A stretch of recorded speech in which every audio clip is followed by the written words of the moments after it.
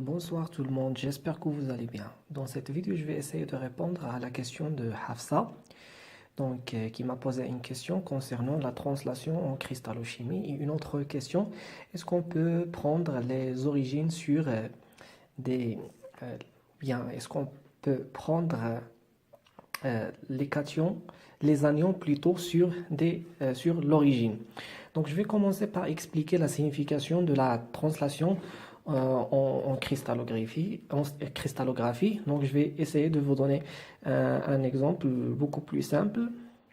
Donc vous avez déjà étudié une structure, la structure la plus simple dans les cristaux ioniques, une structure euh, qui s'appelle CSCl, la structure dans laquelle les anions Cl- en vert se trouvent dans les sommets et le cation Cs+ se trouve au centre de cube.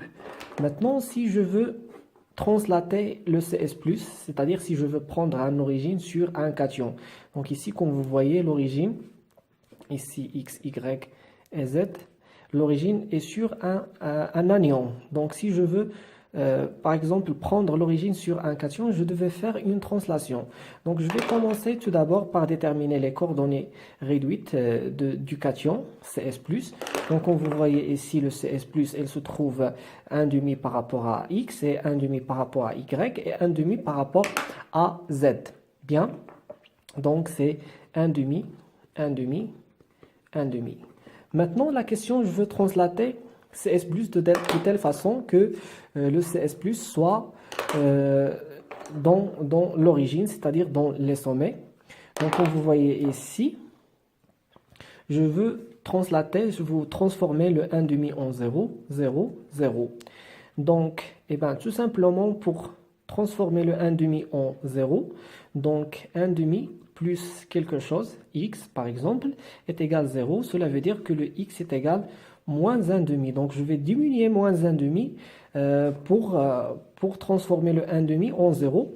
Ou bien, en d'autres termes, je peux également ajouter un 1 demi, et bien sûr, donc comme vous voyez ici j'ai le 1 demi, et ici 1 demi plus 1 demi c'est 1, et voilà, encore, donc 1 demi c'est 3 demi par exemple, donc 1 demi, 2 demi c'est 1 et 3 demi, et ici encore une fois c'est 4 demi c'est 2.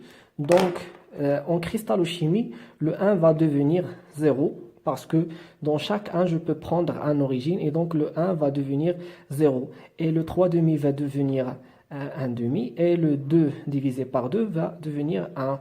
Et donc si je veux translater le 1 demi en 0, je devais travailler ou bien utiliser un vecteur de translation t qui est égal à 1 demi par rapport à a plus 1 demi par rapport à b plus 1 demi par rapport à c.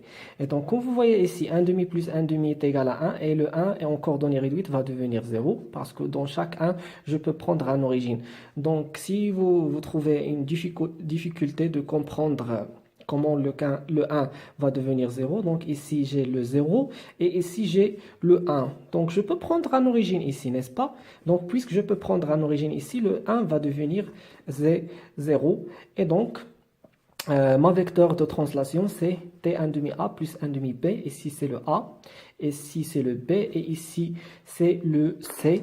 Et donc, tout simplement, comme vous voyez ici, la vecteur de translation va travailler sur tout le système, sur tous les motifs.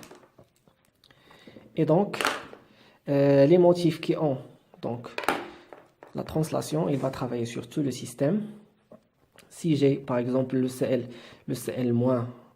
en position 0, 0, c'est-à-dire les sommets. Donc le 0, 0 plus 1 demi, c'est 1 demi. Voilà, 1 demi, 1 demi.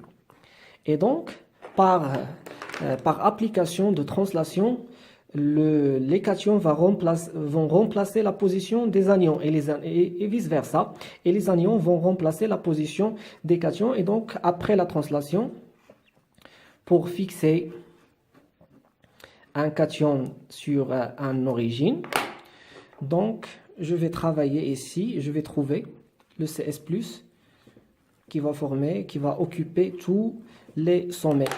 Et donc, les sommets vont remplacer le centre de cube, c'est-à-dire ici le Cl-, et voilà ici le Cs+. Et voilà, c'est ça le principe de la translation en général. Merci de votre attention, je vous souhaite très bon courage. Et si vous avez besoin de mes cours de soutien, vous pouvez me contacter en privé. Courage à tout le monde.